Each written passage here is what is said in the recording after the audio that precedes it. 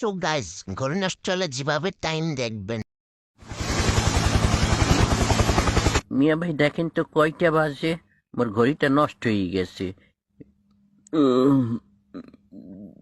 10টা 10 বাজে। হ্যাঁ, ওকে সত্যি? আরে ডিস্টার্ব। হ্যাঁ 10টা 10, আমি দেখতে আসি। ওরে খোদাই কিরপে লইলে। আচ্ছা আইতে আসি, থ্যাংক ইউ।